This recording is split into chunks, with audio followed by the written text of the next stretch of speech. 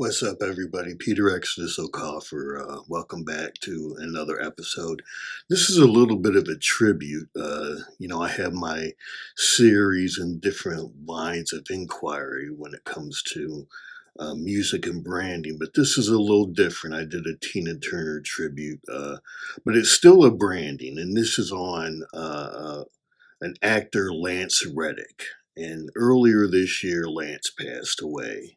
But had to do something on Lance Reddick because he's pretty unique.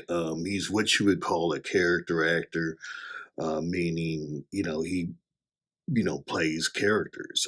He was famous for The Wire and Lost and Fringe.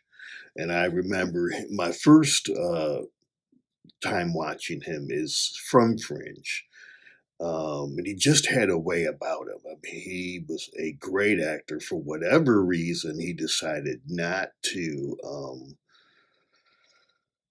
be a lead actor. And maybe he wanted to be with family. I know he had three kids, but he was always left an impression in every scene I ever saw him in.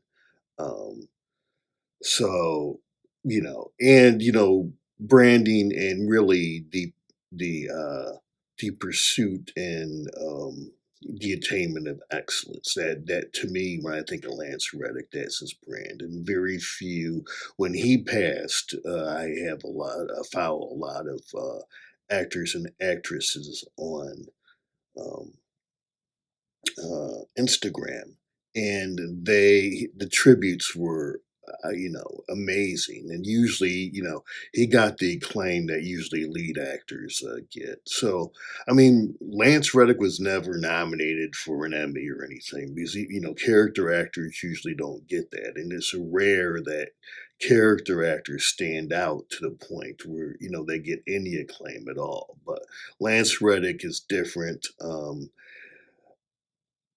He was just a force to be reckoned with. You could not look away, and um, every scene I ever saw him in, he either stole the scene or made the scene better. And a few of the actors even said, whenever he was in the scene, he brought the best out in everybody, and that's rare. So yeah, well, Lance Reddick is the man of the next 15 or 20 minutes.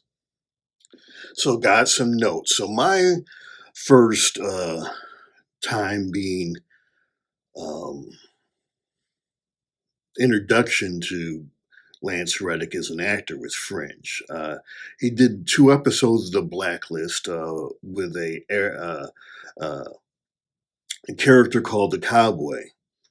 2 episodes and he was killed off, but boy, he made his impression in those 2 episodes. And then Young Sheldon, we did an episode of Young Sheldon where he played the professor, and it was great. So not only was he good drama, but he was very good at comedy as well.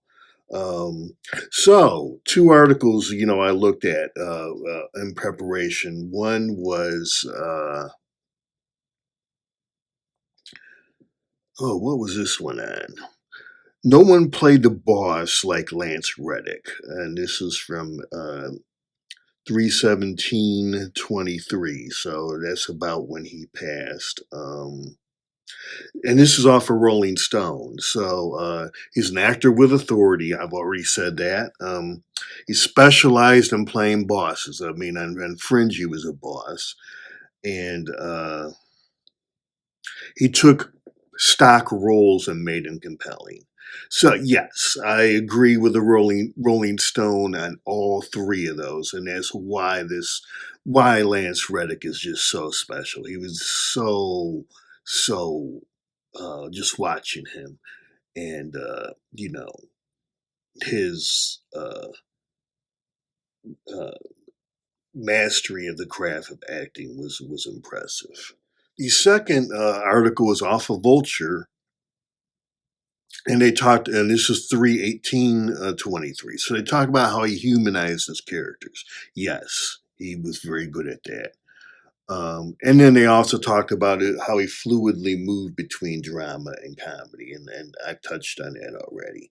So, I mean, he's a character actor. He passes, and he gets two lead feature, one in Rolling Stone, which is one of the biggest entertainment, magazines out there, and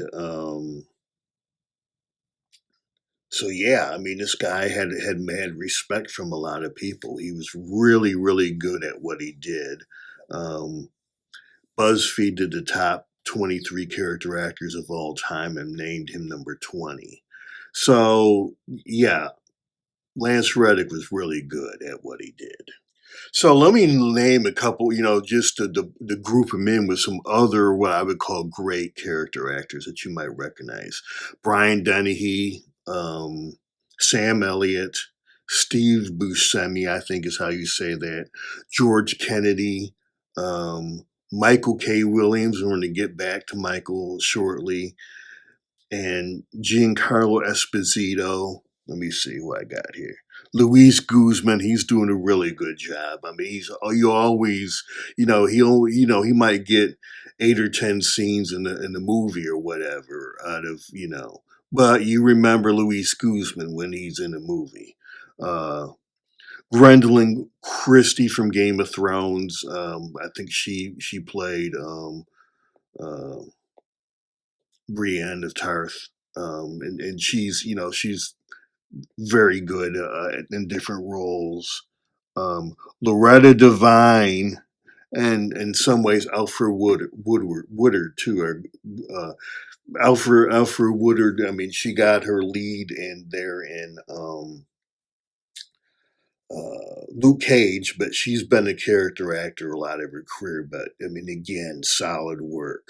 You remember her when she's on screen. So what's the lesson here? I mean, everybody can't be Tom Cruise, Denzel Washington, Tom Hanks, Brad Pitt. Um, uh, I'm blanking right now. Reese Witherspoon. I mean, these are great leading people, and for whatever reason, Lance Reddick decided he didn't want to be a lead person like that. I think he could have done it. Um, I just I find his acting ability mesmerizing at times. And obviously other people do too. But for whatever reason, he decided not to go that route. Um, so yeah. So great movies are. I mean, it helps to have a great lead, but the really great movies, it is the character actors that step up and really uh, do a good job and give it the film depth and really, that's kind of it's like really you know digging into a good meal, and obviously good writing on top of that. But is the lead actors, good writing, and then these character actors. Even sometimes they're only in 2 or 3 scenes, but if they all, and Game of Thrones is a good example of that. Game of Thrones. Uh, See, now I'm talking, riffing off the top of my head. Pose. You know, Again, I mean, no wasted motion in pose at all. I mean, whenever when the camera is on, all those people, went 100% when it came to acting. And that last season, they bring in Jack A. I mean, if you were way back in the day from 227, and so she's playing the character actor in that episode she's in. She does a great job. So that's what character actors bring um, to these shows and to movies.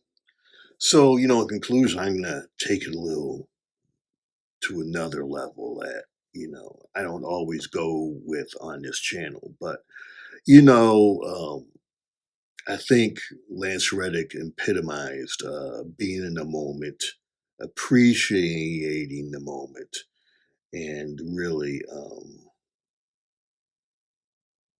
being present, because he seemed to savor every moment. Um, on camera, and he also really seemed to appreciate the time he spent with other actors and building up all the actors in the scene. So yeah, Lance Reddick. I mean, you know, should have been. I consider him a giant, even though he's not a household name. I mean, I think he chose, that route he took. But I mean, excellence is excellence. So yeah, so with the writers and the actors striking, I'm taking other routes and doing other discoveries. So one of them I'm looking forward to jumping in is um, The Wire. My dad loves The Wire. I watched an episode. I was like, I don't know that first episode, but I have a friend at work that said, "Man, stick with it. The first season. If it doesn't get you, then it doesn't get you." But I have a feeling it's gonna get me because I kind of like, I kind of like. Um, Gangster dramas. But as I said earlier, Michael K. Williams. But I'm uh, being that my man, Lance Reddick got his start in The Wire and is from born in Baltimore. So I'm now looking forward to it because I get to see kind of whatever the birth of the great Lance Reddick as an actor. So he's Lance, by the way, studied the acting at Yale, and he also was a classical musical composer. So a man of many talents. So commitment to excellence, live in the moment. Lance Reddick, that's his brand. So thanks for coming through. Um, Appreciate your support. Got 5 albums here on all the streaming services, and here on my YouTube channel, fifth album, the 317 Volume 2.